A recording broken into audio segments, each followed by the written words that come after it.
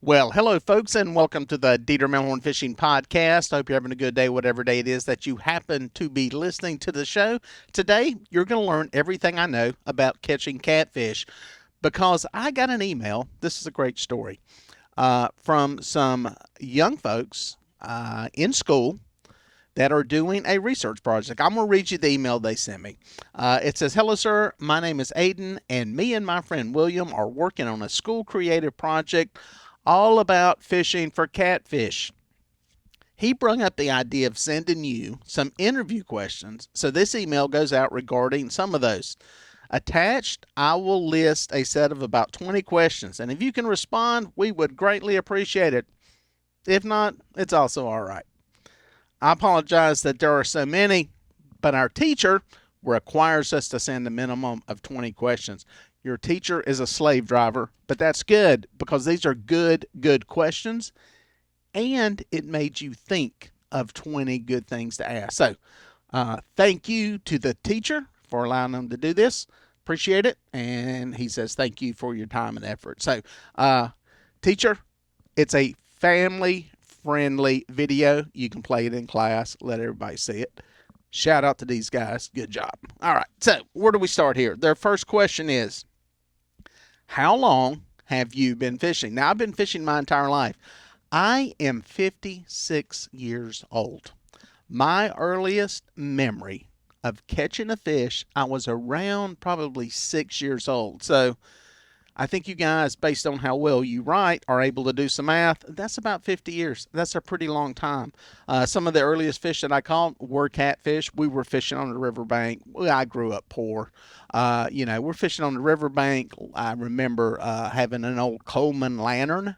One of the, you put the, what do you call it, white gas in it, and, it's a gas powered lantern. I remember burning the skin off my hand as a very small child because I put my hand on top of the lantern. It's one of those lessons you learn. If you're going to be dumb, you got to be tough. That's one of them. So that's been a long time.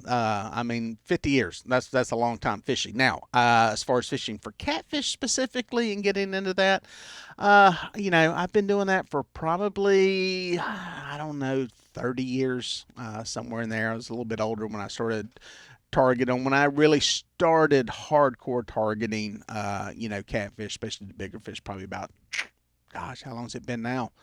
Uh, 20 years, 22, so 23, somewhere in there. So a pretty long time. So, do you prefer bait cast reels or spinning reels?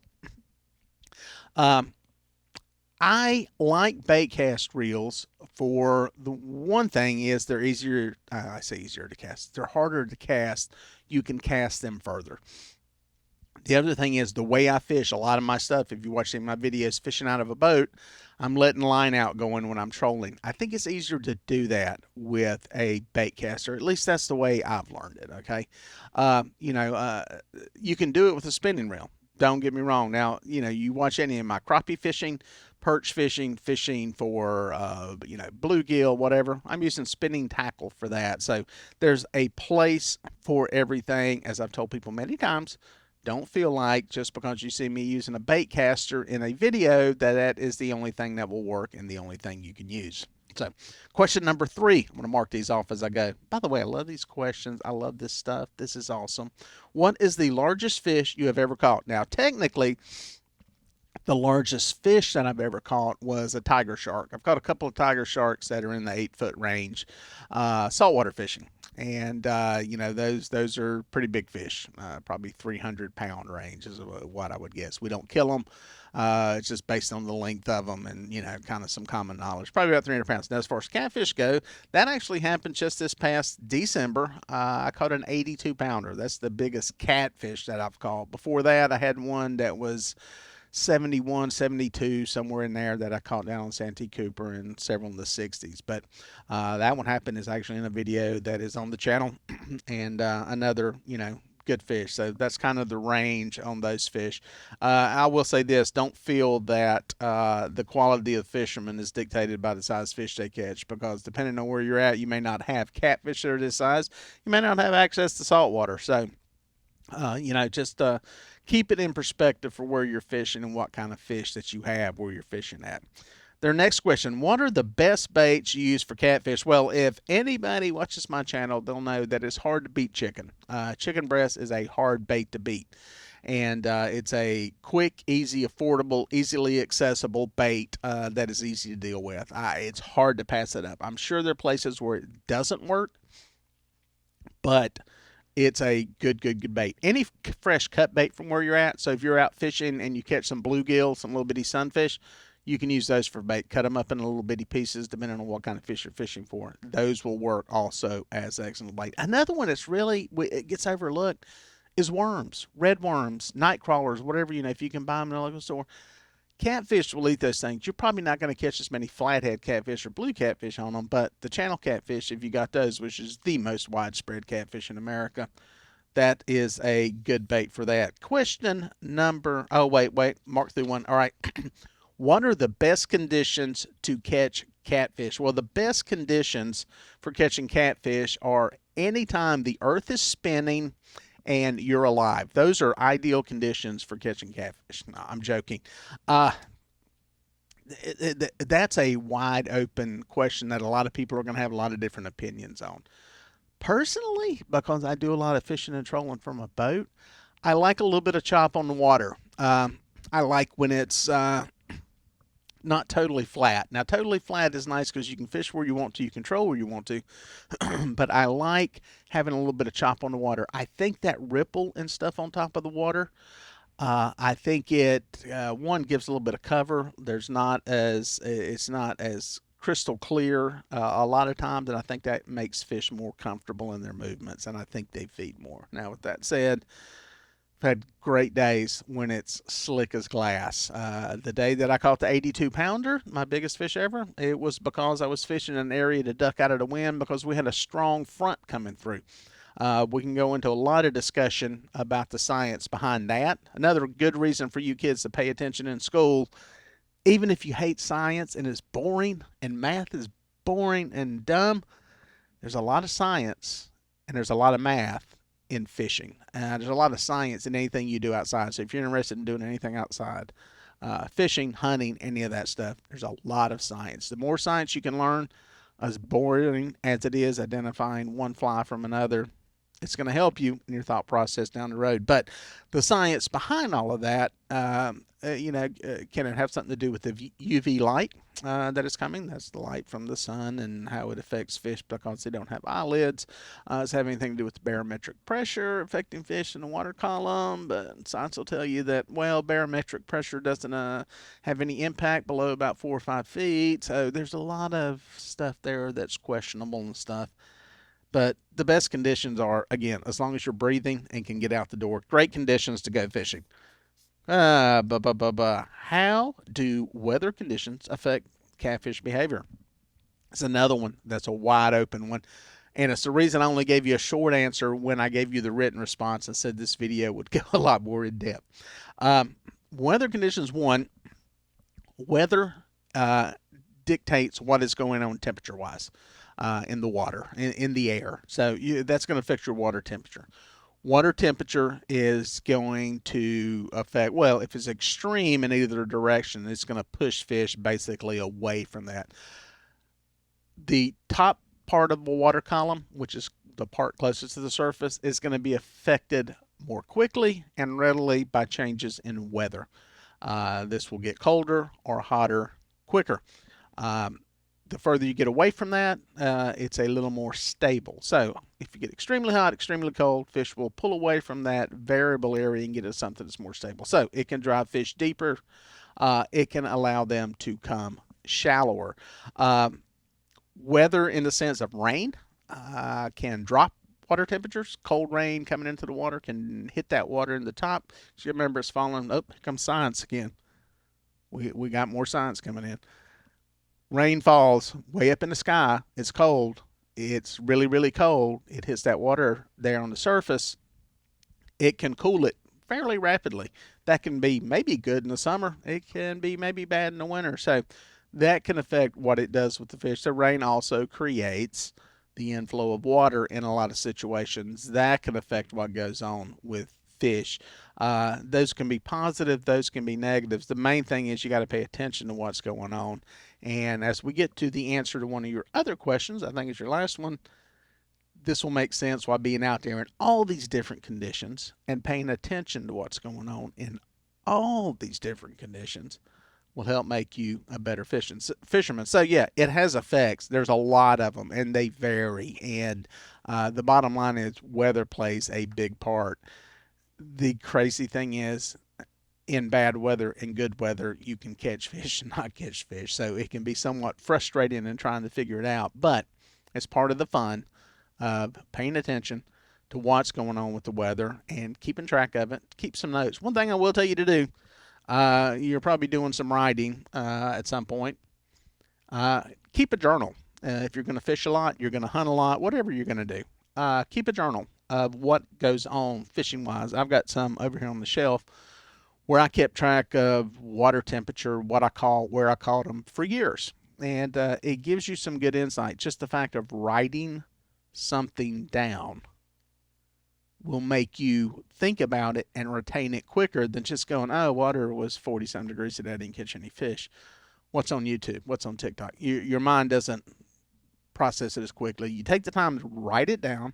And the great thing in today's world is you can do this on a phone. You can do it on a computer. You've got a real easy archive for it. So it doesn't have to be complicated, just some quick notes. So, if you pay attention in any of your writing classes, you'll be able to read it 20 years from now and understand what the heck you're saying. So anyway, next question.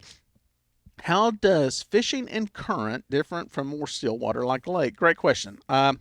One thing, a river, anything that has a constant flow, like a river, a major river, a Missouri River, Ohio, that kind of stuff. And I think you guys are from Ohio, if I'm not mistaken. You've got a lot of constant water flow. Fish will seek out shelter from that, cover from it, because they don't want to be out there swimming in the current all the time. So you're going to find fish in a smaller area than you would in a lake where they can go anywhere without fighting having to put up a fight in the current. This opens up a lot more areas for fish to be caught in, and it's a different strategy. The fish are not everywhere. Even in a lake where there's no current, they're still gonna pull into certain areas, but that's going to be the biggest difference is you're going to have a lot more options in a lake for catching fish than you will in a river, especially a constant flowing river. That's going to be a place where you're looking for breaks, you're looking for trees, laydowns, dams, anything, big rocks underneath the water surface to where these fish can get away from current. It's why I believe, this is science again, sorry to mess up any of you that are watching this in school, but science is going to play a part. It's why I believe the bigger catfish, generally speaking, all things being equal, will come from a lake than from a river, because fish in a river have to use more calories to fight the current than a fish in the lake. So we'll go back to that science thing again of math. You've got so many calories. Let's say a fish takes in 1,000 calories a day. Well, if it burns up a bunch of those calories every day to be able to just stay in place because it's having to tread water in constant current, it's never going to gain any weight. Whereas if you got a big old catfish laying in a lake and all it does is lay around and eat every now and then, well, it's going to be like a person that lays around and eats and never does anything. You're going to gain weight. So, that's why I think the bigger catfish in the world record, biggest blue catfish that's ever been caught, was caught out of a reservoir, Kerr Lake, 143 pounds. And the biggest one ever caught in a catfish tournament, caught out of the same lake, a massive reservoir with hardly any current in it, except in the upper reaches that is in Virginia. And that's where that fish came from. Same thing for the flathead. Same thing for the channel catfish. It was caught out of, the world record was caught out of Santee Cooper, a massive lake in South Carolina. So that's kind of the difference there. Not that you can't catch big fish in the rivers. You can. But I think all things being equal, a lake will produce bigger fish. Great question. What does, by the way, we're only on question 8 out of these questions. These are good questions. What role does water depth play in catfishing? Well, everything and nothing. It's really all in the same sentence. Um, you can catch catfish in any body of water from a foot deep to the deepest part of whatever that lake or river is. Catfish literally will occupy every water depth in a body of water, depending on the time of day, depending on the time of year, depending on the month, and depending on the weather. Again, a lot of variables come into play. A lot of people get locked into the mentality of, well, I got to fish the deepest hole. I got to go fish down at the dam.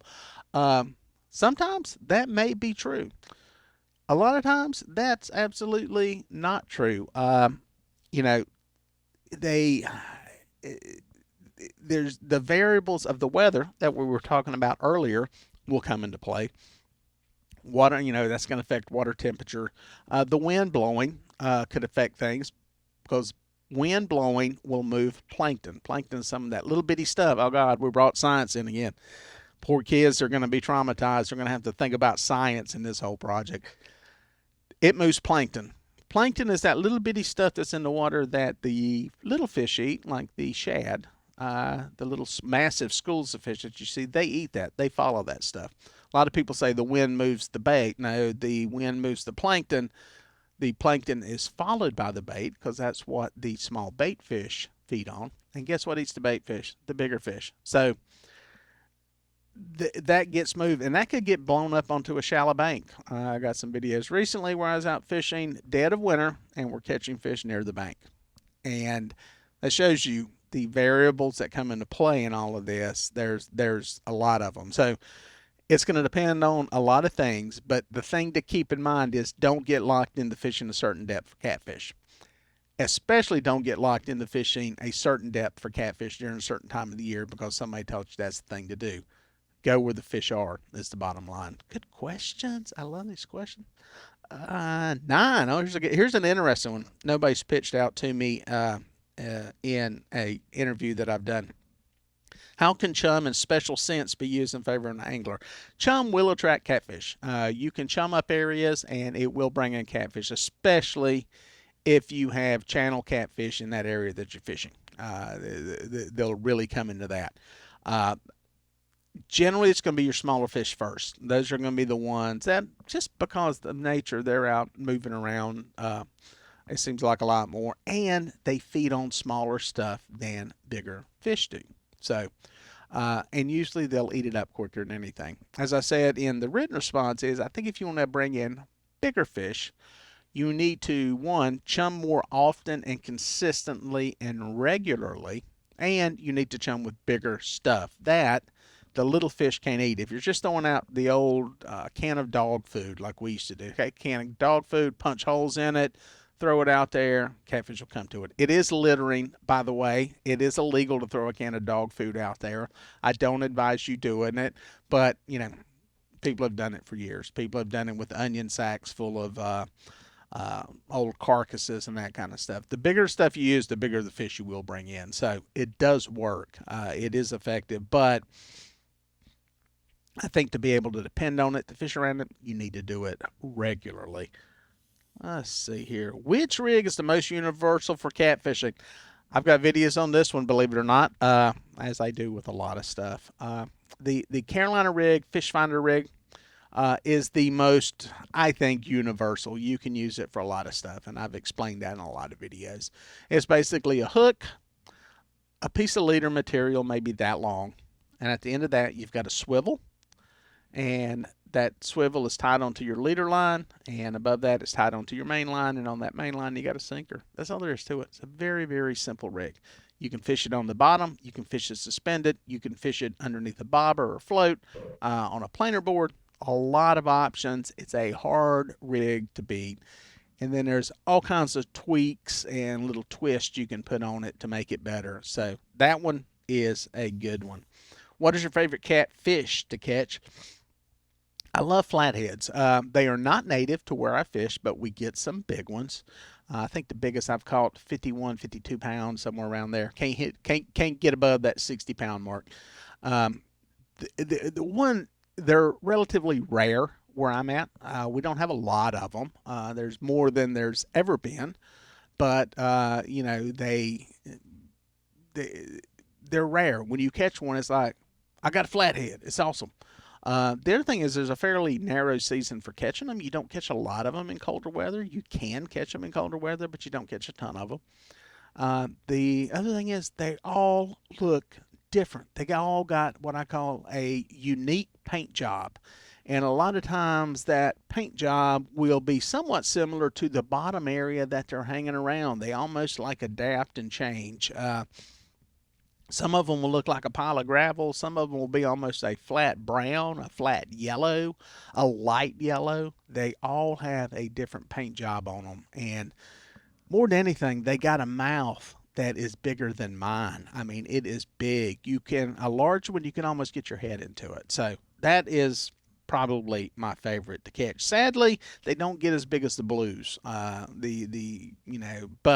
when you catch one, it'll fool you because if you take a picture like is on my shirt here, there it is, and or the one over my shoulder from the top looking down its back, they look massive. You can easily add 15, 20 pounds to it. So good question. What type of catfish is best to eat? I like blue catfish. Now, this will spark an argument. Some people say flatheads. I've never eaten a flathead catfish. They're too pretty. I love them too much. It would be like killing my dog or cat to eat it. No matter how good it would taste, I wouldn't want to do it. But I like blue catfish. It's a very white, clean white meat. Especially when you're getting fish that are in that 3 to 5 pound range, it's a nice, easy size fillet to cook. You don't have to cook it forever. It's not a big, dense piece of meat, and it has a little better coloring and flavor, I think, than a channel catfish. So that is my favorite blue catfish, and they're abundant. There's a lot of them, so at least where I'm at. How does night fishing differ from fishing in the day? Well, a lot of people love to fish at night. I fish at night for a little bit, and then I get mad and go home. No, there's I think night fishing for catfish is something that historically became very popular because catfish, let's be honest, was kind of a blue collar working man's fish. It didn't involve a fancy boat, fancy rods, fancy lures, fancy gear. You went out there, you put some bait in the water, and you sat back and relaxed. So it was easy for the working man to do after work. Going out fishing in the summertime, going out on a weekend, killing some time after, you got your stuff done at home. I think that's what made it popular. And, if that's the only time you fish, I can guarantee you this: if the only time you fish is at night, it will be the only time that you catch catfish. Just like if you only fish during the day, it will be the only time that you'll catch catfish is during the day. Science tells us during certain times of the year, catfish movement will pick up at night. But about 85% of the time, it actually slows down at night. So, from a probability and scientific standpoint, oh, he's doing math and voodoo science again. This is going to turn into a school class. It may not be your best time to catch fish, believe it or not. But if it's your only time to go fish, then go fish during that time period. Some of the advantages are the summertime is much more comfortable out there in the dark than it is in the blazing sun. The other thing is, if you're a boat fisherman like myself, or even for bank fishermen, there's a lot less boat traffic at night. So, and it is pretty to be out there at night. It is different. It is a different world. It is a different feel. It's a different vibe. Is there an advantage? I don't think so. Perhaps if you're targeting flathead catfish, there are some windows of opportunity where that may be true. But I think for the most part, it's probably not there's not a big advantage to be there. Bottom line is fish what you can. If you can only fish at night, go fish then. You will catch some fish. It's a good time to really be patient too. It's a lot easier being patient when you're sitting there and you're cool and the temperatures are nice. Plus, there's an added experience. If you're fishing on the bank, you can build a fire, you can hang out, you got room to walk around, and it's going to go back to what I answer in the last question of it puts your butt in place for a long time, and that's probably your biggest advantage when it comes to catching fish. Bub, what is the best catfish bait to use at night? If you're going to fish at night, especially if you have flathead catfish, I think using live bait in some manner that is suspended up off the bottom, whether it be under a bobber, some type of cork, float, something like that. I think using live bait at night is probably the way to go. Uh, Flatheads may be out cruising and feeding, and flatheads are eating live fish predominantly. That's what they're feeding on. I would go with some kind of live bait. If you can use bluegill where you're at, if that's legal, I'm not sure if it's legal there.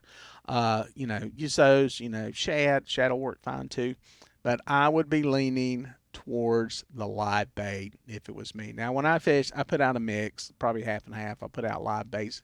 Now, if I'm specifically targeting where I think flatheads are around a dock, blow down trees, some type of structure, underwater, some real sharp rock pile, something like that.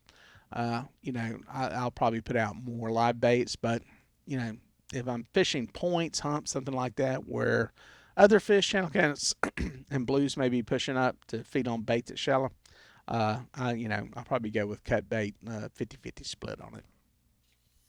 Boom. What is the best bait for daytime?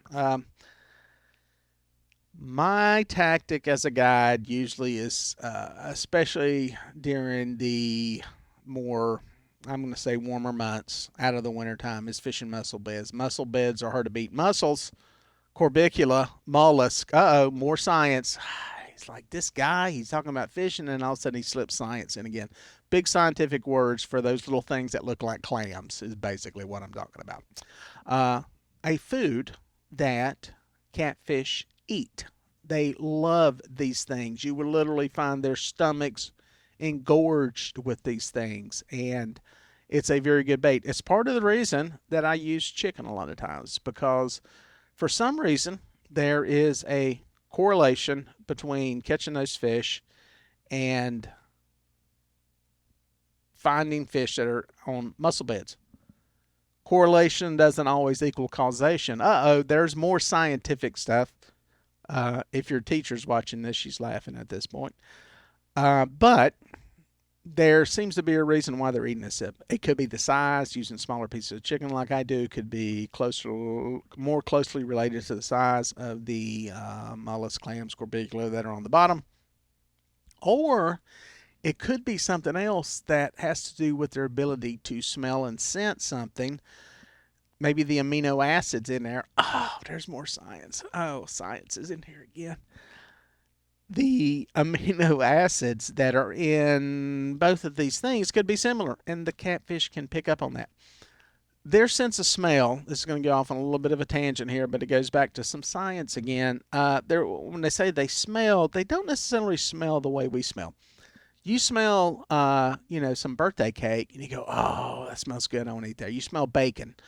Oh, I can smell bacon cooking. What is technically happening is that those micro little things that are in the air actually is tied to stuff that is in there that your body craves and desires.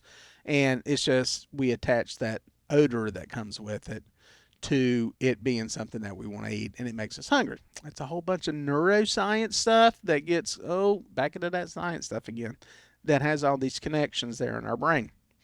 Fish are a little bit different. They don't go, oh, that's good, that smells like breakfast. Their mind is very primal. Fish are not smart. They have a lot of conditioned responses and just instinct in them. They're not smart. They don't really go, this is good, this is bad, this is undercooked. I like this fish better than this one. It's like, I need that for my body. My body's going to eat it. Boom, it happens. I think that's what happens with the chicken. So that is why, long answer to your question. This is why I don't type this stuff out when I send it to you. I told you I'd do a video about it because I can ramble on about these 20 questions forever. It is I'd go with the chicken. Cut bait, also another good one wherever you're at. If you don't have a lot of mussels and mollusks, which are not everywhere, in your body of water, cut bait is hard to beat. Again, the good old red worm, the good old worms that you dig up in the ground. The catfish are going to eat them. The bluegill, brim are going to eat them. The bass are going to eat them. And it's just a good all around bait, too. So, boom, boom. One thing about bait, real quick, there is no magic combination. So, there is no best. There is no absolute in any of this stuff. An absolute is something that is right or wrong, binary, yes, no.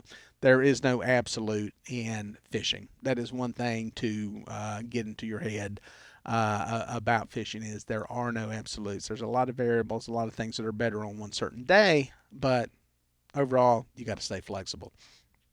What is the toughest challenge you have faced as an angler? Oh, that's a good question. I'm trying to remember. I might not have answered this one in the written part. I don't remember answering that because I hadn't really thought about that answer. What is the toughest challenge I've faced as an angler?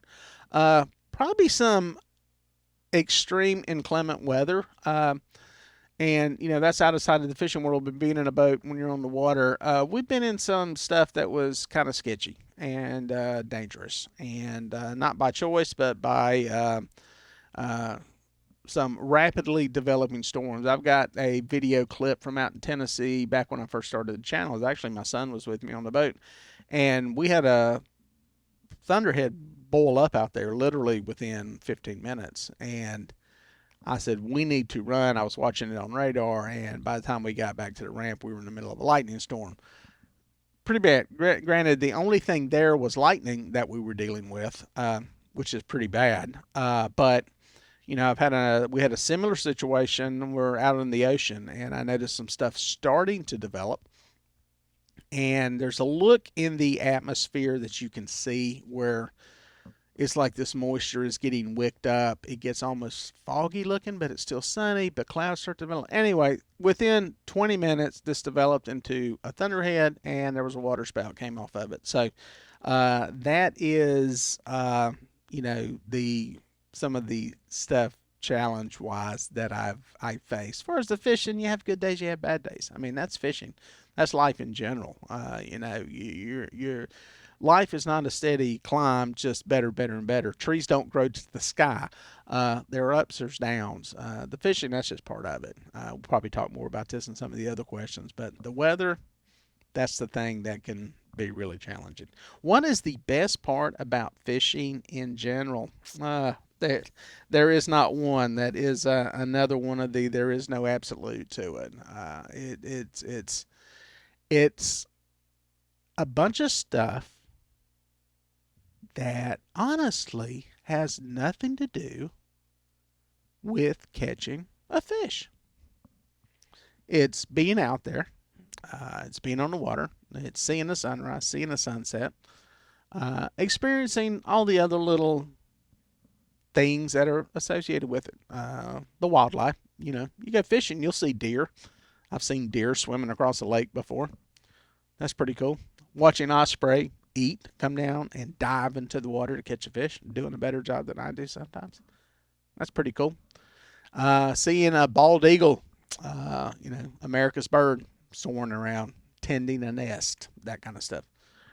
It's all the experiences that you don't get to see sitting in a classroom, sitting in an office, at work. That's the cool stuff. Uh, and then, if you're lucky, you get to catch a fish, and you get the excitement, the dopamine release. Oop, there's science again of seeing that rod bend, seeing the bobber go under. So there's a lot to it that has a little bit to do with catching a fish, but probably more to do with the living. What is the worst part? The worst part is going home. Quite honestly, that is honestly the worst part. Is the end of the day, the end of the trip, having to call it quits and head in. That's probably the worst part out of all of it. Is even on a bad day, it's still good to be out there. It's still fun, and I hate for trips to end. Sometimes if it's raining and extremely cold, it's nice to get home, but that's the worst part. Is it coming to an end? But it gives you the desire and the love and the want to go back. So 19. What is the biggest fish that got away? I'll be honest with you. I've been very blessed in that I think I've caught the biggest fish I've hooked into. The catfish especially. I don't have a really good. I lost one at the boat kind of story. The biggest catfish I've ever hooked into, I've landed them. Lucky, blessed to do that. I did have one though at the coast, and this is the one I think I told you about in the written response.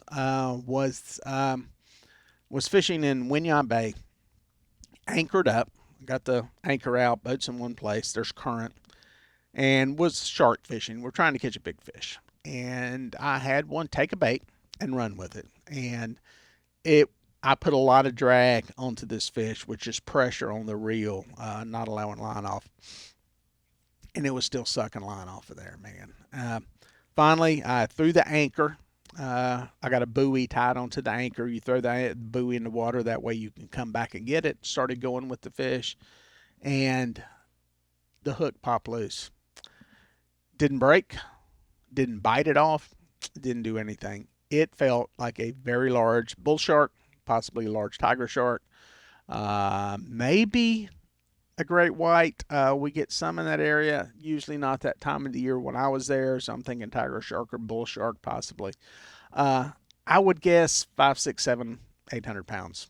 Never got to look at it, never laid eyes on it. It's also possible it could have been a very large sea turtle. My son caught one there last year. I've got a video about that, and it was almost somewhat similar, but the one I remember it felt bigger.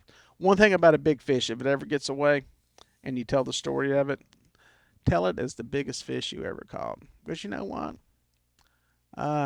You're not technically lying, and well, you ain't got no fish to show. So there you go. Uh, what is your advice to someone who just started fishing for catfish? What is your advice for someone that's just started fishing for catfish?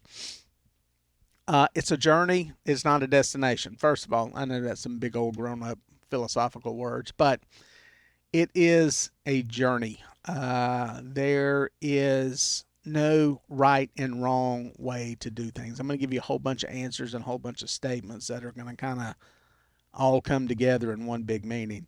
There is no right or wrong. Oh, we are talking earlier about absolutes. There are things that are better on certain days. Don't get locked into, I have to have this. I have to have this rod. I have to have this reel. I have to have this fishing line. A lot of it will work. Don't get locked into a time of day, an absolute, an exact, a whatever. There is no magic answer. There is no magic bait. In the end, there's a whole bunch of different things that will work. And you're probably asking yourself, well, how am I going to know which one to go with on a particular day? Well, in the beginning, you're not. And that is why I say this is a journey, not a boom destination. I'm not going to sit here and tell you, you're going to get this line, this reel, this rod, this bait. You're going to go over here at 7:42 and you can put bait in the water, you can catch fish. That's not how it works. The only way you're going to be able to figure out these combinations and have confidence in what you're doing is working is by TOW, time on the water. It takes time on the water to figure this out, understand it, and wrap your head around it.